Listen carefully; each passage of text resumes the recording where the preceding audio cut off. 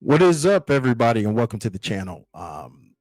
So today's video, guys, I'm going to give a breakdown of this video I found on the John Stossel YouTube channel. It's about basically why the young people are so miserable, and it has to do a lot with the woke mind virus. And it's going to be talking about a book that was written called The Coddling of the American Mind, and it talks about it. And in this video, uh, that John Stossel has, we get the perspectives, the lived experiences of some of the young people that were affected by, the woke mind virus. So, with that being said, my good people, let's waste no more time. Let's go ahead and let's get into it. Over the past 10 years, many colleges went mad. They charge students big bucks and then make them feel guilty. This is what happened to Lucy Cross Williams at Stanford. I was anxious. I felt guilty constantly. I couldn't stop thinking about the whole white privilege thing. Kim Katiti attended the Art Institutes of California. I feel like I lost my life for like 6 years. This new documentary, The Coddling of the American Mind, argues that today more young people are anxious and depressed because adults at their schools brainwashed them. I was full of self-confidence when I was 18, but while I was in college, that disintegrated. Kimmy was taught she was a victim. I was introduced to ideas such as microaggressions. Have you heard or even said any of these common microaggressions? Wow, you're so articulate. Can I touch your hair? I began to see myself through the lens of Black and a woman. If I see someone like coming up with their dog, for example, and the dog's barking at me, I could interpret that as a racist microaggression on the part of both the dog and the dog walker. And I was like, the world's a lot darker than I thought it was. Yeah, that's pretty dark. But yeah, I mean, think about it. If you're constantly told you're a victim, you know, it's gonna stick, and it's gonna affect the way you move about in the world. And this whole thing of microaggressions, I mean, I don't know if this word, how long this word has been around. I don't think I've heard, I just started hearing this word maybe 4 or 5 years ago or whatever. But based on the examples they gave, the first one, I experienced that myself being in college, because I played ball in college. It was over 20 years ago. I remember, I can vaguely remember an interaction I had with a guy. And the thing about it is where I played is a Quaker University or whatever. The school was a Quaker school, small college or whatever. But I won't say a large, but a significant percentage of the population, particularly white people that went there, I can guarantee you they had no physical interactions with anybody Black.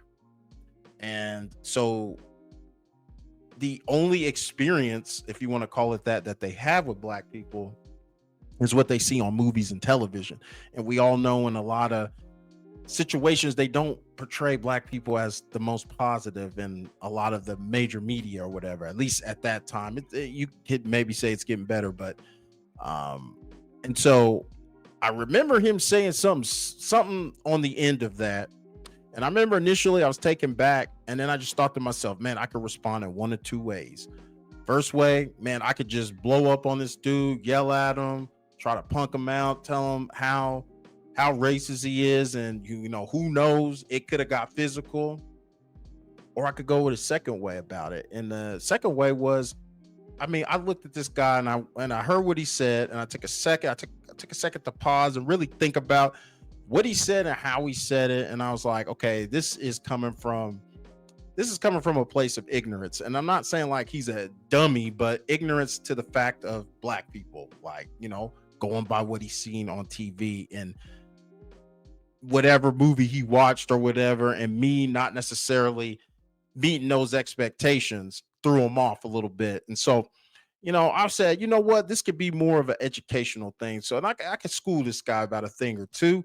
And so thinking that this will help him in another interaction he may have down the line where he doesn't make the same mistake, because he may not get the same result. He may meet somebody who, goes off on him and puts the hands and feet on him, and he's looking confused, like, well, what did I do, kind of thing. So just and from what I can remember, the interaction was positive and it went well. And I think if that happened today, if that would happen in today's time, oh man, dude would have been doxxed to social media. Like if he had a job or whatever, done. Like his whole world would have been turned upside down.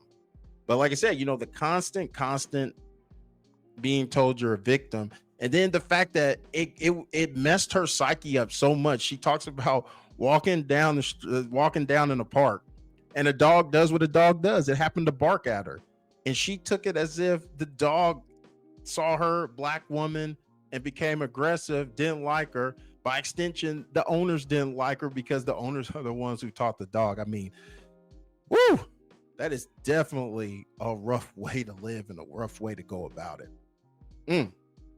And like I said, the whole thing with victimhood, I think of guy Steve Kim. I watch Coach JB show or whatever, and Steve Kim's on there all the time, and he talks about the expectations that people have for you are how they feel about you. And being a black person and hearing this and hearing her story, having white people tell you that you go to college and they're telling you how much of a victim you are. You're never gonna make it. You're not gonna make it without our help. We have to educate people. Like, without our help, like, you have no agency in life. It's if they're treating like black people like their kids, like we can't overcome and just get things on our own merit. And so, yeah, it's like she said, it's a dark way to view the world. In order to kind of compete and get the best grades, I sort of showed how much of a victim I was in order to impress my professors. She thought that was wrong, but she didn't push back. I thought, I'm paying a lot, so they're definitely teaching me like the golden rules for life. Those rules included censoring speech by conservatives like Ben Shapiro. Kimmy joined the mob trying to get Shapiro's posts blocked on Twitter. She kept sending complaints to Twitter censors. I would sit down all the way through the night. I'll try again. At Stanford, Lucy. I mean, look, and I know people will look at this and misconstrue what I'm saying. I'm not saying there's no such thing as racism and prejudice. There is always going to be that, but my whole philosophy is I'm not going to go out looking for it. Like you just heard her talk about, like, she's going on there constantly trying to report, and what that does to you, because life is ultra short, man. And so I'm not going to waste my time looking for stuff that ain't there, and making me all anxious, like, people like this. Because the people that keep telling you that all this racism that's out there, you're a victim and all this other stuff, and it's funny, they never seem to have any kind of any kind of goals, or they have any kind of solutions to the problem. All they're doing is crying and complaining about how bad things are, but they never seem to have any solutions. And so they give you all this bad news and make you feel bad and make you feel you don't have a chance. And after everything's over, they get in their expensive car and they drive 20, 30 minutes out of the city, and they drive into their gated community and their palatial home, their palatial estate, where 90 to 95% of their neighbors are all white people. But they say that they're the problem or whatever. And so, but like I said, I'm not saying that racism doesn't exist, but you need to be very careful when you're getting a lot of this information for these people telling you you're a victim all the time. You got to think, does this person have the best interests of the people, or is this a grifter? Because there's a lot of them out there. We know who they are.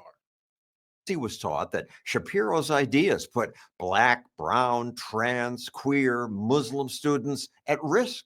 My first thought was like, this is extreme. This is ridiculous. And then there was well, you're privileged. You're white. She was taught that a good person. I didn't read too many books by white authors or listen to the wrong kind of music. I was really torn on rap because I didn't know if that was appropriation or appreciation. To be accepted, she changed the way she spoke. When I started to use the vocabulary of like marginalized, intersectional, hegemonic, blah, blah, blah, people just kind of smiled a little bit more. And I started feeling like I was part of an in-group. But a few years And see, that's crazy because this is the flip side of that. You're being told you have privilege or white privilege, and it doesn't matter what you went through or what you had to do to get where you were.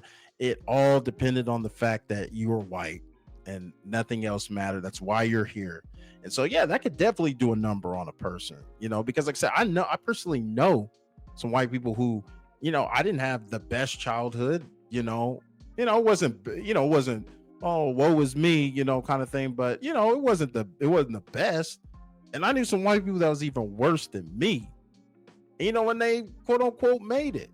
And I mean, to think how you would feel, you went through the circumstances you went through, and people telling you, yeah, you only hit her because of that privilege, and they would tell you, well, where was that privilege when I went to bed hungry at night? But I'm not saying privilege doesn't exist. I mean, we have all kinds of privilege. Like we have a thing called pretty privilege. I've heard people use that before.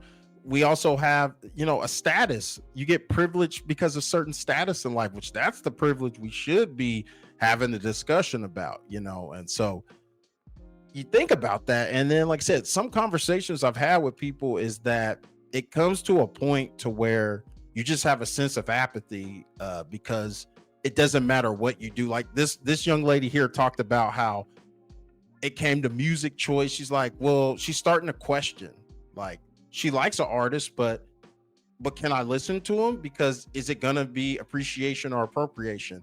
And like I said, to going back to some of the people I've talked to, white people I've talked to, they said they've come to the belief, even when they want to try and want to hear and listen, and they put in the work, they put in the hours, and they're trying to put in, the time and the work, and they find out it doesn't matter.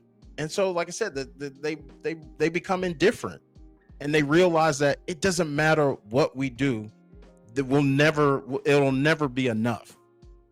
And then it could get to the extreme where you start saying a person's privilege and their races and this and that and the other, and you may lead them to that way.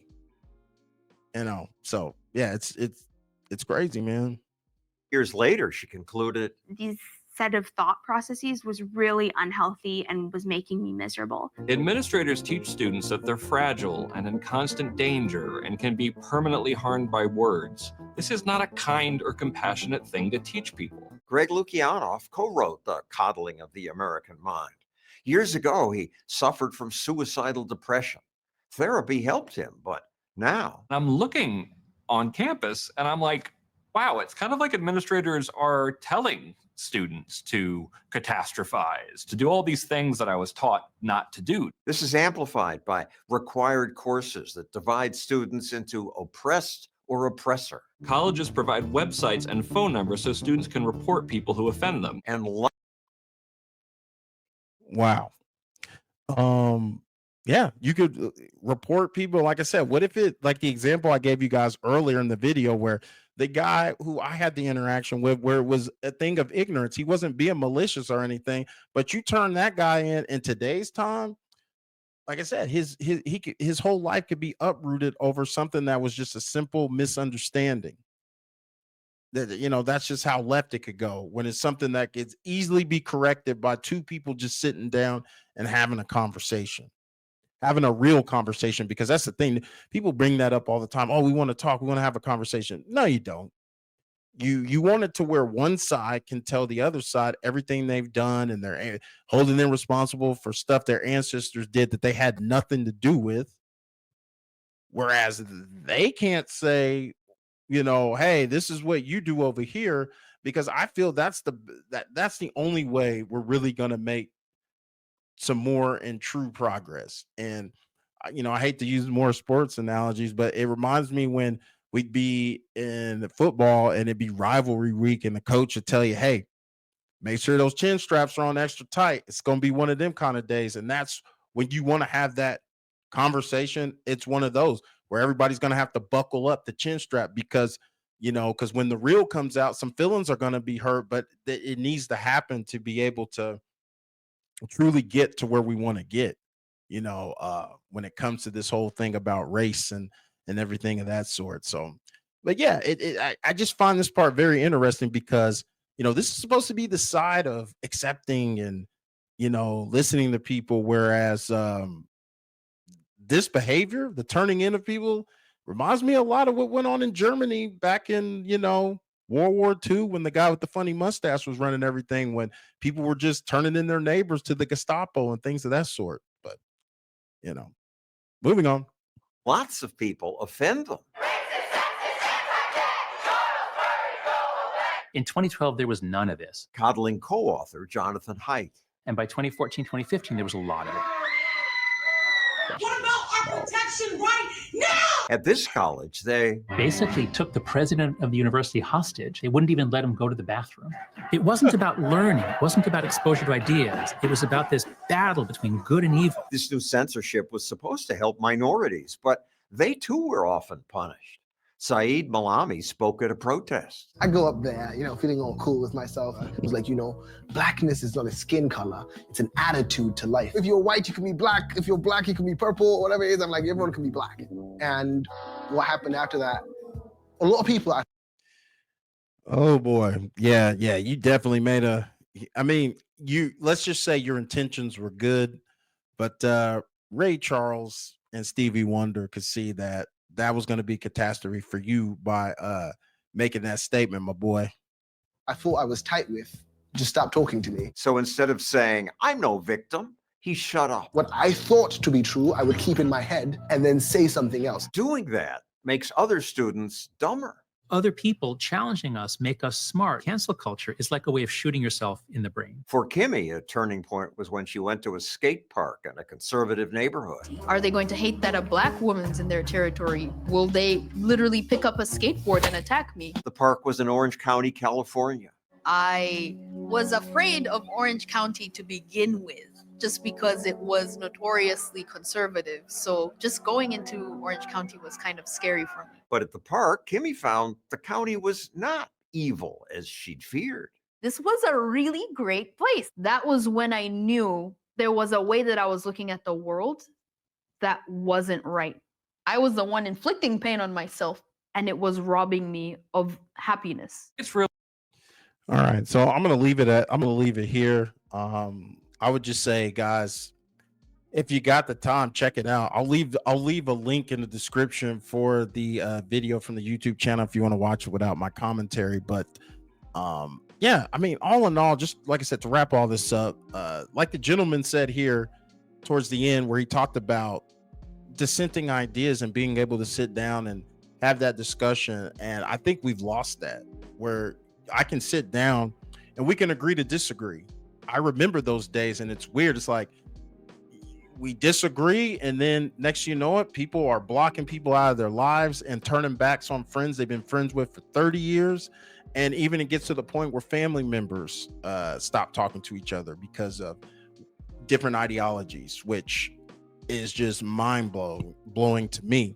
Because I feel if it comes to that, then I don't think we were truly friends. And in family, we're related, but we're not family, kind of thing. If you feel that way to where, I can't speak to him because he voted this way or he thinks that way, it's, and it's crazy. And funny, just to wrap this up, the young lady, we're going to the skate park, and it was so funny that she thought, I'm going to go in this area, man, are they going to attack me? Do they want me here? And this and that and the other. And come to find out, they could care less. And it's funny, because she brings up conservative area. She's probably more safe in the conservative area if she was to go to a blue area and go to one of those skate parks. Her chances of being a victim of a crime, I guarantee you, go up a lot than it would for her being in that conservative area skate park.